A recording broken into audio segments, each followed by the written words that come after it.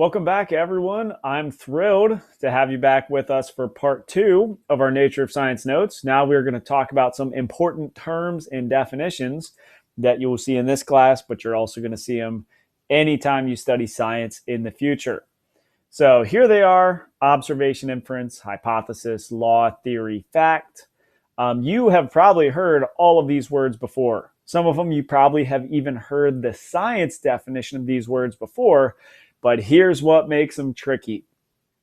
All of these words have a really specific meaning when we use them in science, but when people use them in an everyday context, they don't always mean the same thing, especially with law and theory and fact. Those are words that people will use in conversation all the time, but to a scientist, they mean something very specific. So as we're going through these definitions, I want you to pay close attention to how they differ when we use them in science versus when we use them in an everyday context. First is an observation. So this is one of the easier ones. In science, it can be any information that you gain using the five senses, but also, like we said in part one, an extension of those five senses.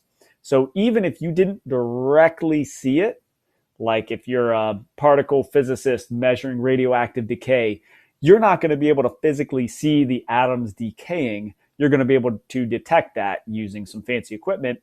Still counts as an observation. So five senses or extensions, telescopes, microscopes, lasers, you name it. An inference is different than an observation. An inference is something that you don't directly observe, you don't directly see, but based on observations, you think it is true. Here are some examples. So let's say you wake up in the morning, you see puddles on the street, you see drops of water sticking to the window, drops of water on your car. Those are all observations. Did you actually see puddles in the street? Yes. Did you actually see drops of water on your window? Yes. So those are all observations. You infer, or the inference you make might be that it rained last night. Did you actually see it rain last night? Nope. You were asleep. It was dry when you went to bed. It wasn't raining when you went to bed, but you would make an inference that it did rain based on those observations by putting all the pieces together. This is actually one of my favorite examples of observation versus inference. It's her 16th birthday. That is an inference. Even though we can see lots of things in this picture, there are lots of observations we can make. We don't know that it is her 16th birthday. That's the inference that we might make. So observations are things like we can see lots of people in the background. We can see her posing for a photograph. We can see the number 16 on the car. We could see balloons. We could even see in the license plate, it looks like it says Sweet 16, but we don't know if it actually is her 16th birthday. That's an inference that we make based on all these observations. So just be real careful, even when an inference looks really obvious. Be careful about the difference between an observation and an inference. All right, next up is hypothesis. So a hypothesis is going to be a statement that a scientist or researcher will make that is testable. So when designing an experiment, usually they're going to start with a hypothesis. It's not a question. It is a statement that is testable. When we write hypotheses in this class, we're going to use the format if, then, because. I'll tell you a little bit more about that on the next slide. But basically, it's going to be set up like if you do an experiment, then predict your results, because suggest an explanation. So before your experiment, you'll write a hypothesis like that, if, then, because. You'll do an experiment, you'll collect some data, and your hypothesis will be either supported or not supported. Remember in part one, we said that you can never prove something 100%. In science, you can prove something to be false, but you cannot prove it to be true. So with a hypothesis, you can collect data supporting your hypothesis or data that does not support it. So here's the basic format for how to write a hypothesis. For this class, this is just a format that we're going to use to kind of make it easier for you. But it's basically if, then, because. After the if comes what experiment you're doing or what conditions you're going to look at. After the then comes a prediction of what you think is going to happen. And then there's going to be a because where you're going to supply some kind of reasoning. It's okay if it turns out not to be true. It's okay if your reasoning turns out not to be true. But when you make a statement like that, you can test it, you can collect evidence and decide whether it's supported or not. All right, here's the big one. This is probably the most misunderstood thing in all of nature of science, and that is the difference between a law and a theory. So remember, we're speaking scientifically. So this is the difference between a scientific law and a scientific theory. This is not like if you're watching a crime show or a cop show and they're like, I have a theory about who the suspect is or something like that. That is not a scientific theory. What they're really saying is basically, I have a hypothesis or I have an idea. In science, a theory is something different. So I'll start with the information on this slide, but I have some tips and tricks coming up that'll make it a whole lot easier for you to remember the difference between the two. So what does a law do? A law basically tells you what is going to happen or what happens in a certain situation. It's kind of a description of a pattern, things that behave the same way or happen over and over again. You can think about those as being the rules of science. What's going to happen? Notice there's no explanation. There's no backup of why it happens. All that stuff is the theory. The law just tells you the what happens. So now on to a theory. A theory is going to tell you how and or why. It's usually like an explanation of a law or an explanation of a scientific fact or an explanation of an observation.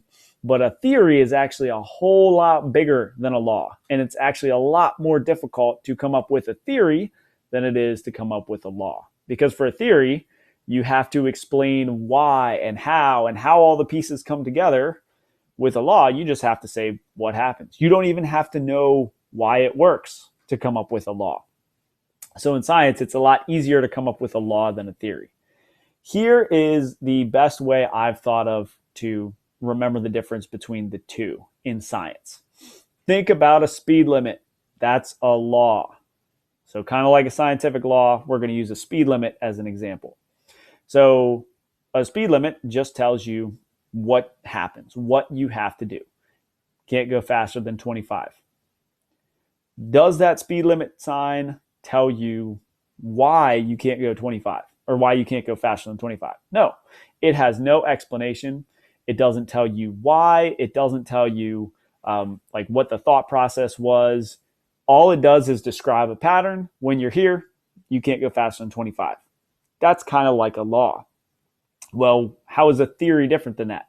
A theory explains how or why you can't go faster than 25 miles per hour. So why might that be? Maybe it is a neighborhood that has lots of kids in it and lots of homes, and there might be children playing, so it's not safe to drive faster than that. Maybe there's a playground. Maybe there's a really sharp curve in the road coming up that you can't see, that it wouldn't be safer to go faster than that. All of those are explanations. All of those are reasons, which is all part of theory, which is different than the law. So when you're trying to remember the difference between law and theory, think about a good old-fashioned speed limit sign. Just tells you what happens. It's the law. Theory is the explanation. A really important thing that sort of comes out of all this is a theory will never become a law. Lots of people think that a theory has a little bit of evidence, and if it gets more support, then it becomes a law. No. They do totally different things. A theory explains why and how. A law just tells you what happens. They're two different things. A theory never becomes a law. A law never becomes a theory. They are like apples and oranges. So that's also another problem that happens when people are talking about science. They're like, oh, well, that's just a theory, right? So scientists don't really know. That's not true in science. If we put the word theory on something in science, that means it is the best explanation we have. There's lots of support, lots of evidence, lots of explanation, and we haven't been able to do a better job of explaining it. So when people say, like, oh, it's just a theory, in the scientific community, theory is not just a theory. That means it is the best explanation that we have today. Again, it might change in the future, but if people say that, you can, I don't know, tell them that that's not how it is in science. There's no such thing as just a theory. I think this is the last one on our list, but that is a fact. So a scientific fact is just an observation that has happened over and over and over again. Um, and those observations, like everything we've been talking about, can change, which means scientific facts can change. Again, that's a good thing because we want our system to be able to change as new evidence comes along. So, for example, when I was in school, there were 9 planets. It was a fact. Everyone knew it. Then we got better evidence, better telescopes and technology to see what's out there in the solar system. And we looked at Pluto and we realized Pluto isn't so special. There's tons of other stuff hanging out there. It's called the Kuiper Belt. But Pluto is not the only thing out there. And that means that because of our new evidence, we decided if Pluto was a planet, then there would be thousands of other planets. And we didn't like that definition. So we changed the fact and said, okay, Pluto is not a planet. Now there are 8 planets. And that's a good thing. Science can change. I would rather not have Pluto and only know 8 planets than have to know like 2,000 planets or something. My brain is not that good. The last thing I'll mention is the scientific method. You might have seen these order of steps before. In the real world, it doesn't really work like that. There's a lot of science that doesn't happen in a straight line pattern like that. There's a lot of science that doesn't start with identifying a problem and researching it and coming up with a hypothesis. A lot of scientific discoveries are accidental and just sort of happen, and there was no hypothesis. Sometimes an experiment is an accident and all that other stuff doesn't happen. So the term scientific method is a little confusing. It's one way of doing science, but it's not the only way. It's kind of like a scientific process or an experimental method. But it's important to know that science doesn't always follow those steps in order. There's no one way to do it. The scientific method, like the old school, identify a problem, research it, all that stuff is useful, but it's useful more in terms of designing an experiment. Science doesn't always have to be done that way. Okay, that's a lot of information. Hopefully you found this helpful, but I think that means we are done with notes for the week. Catch you next time.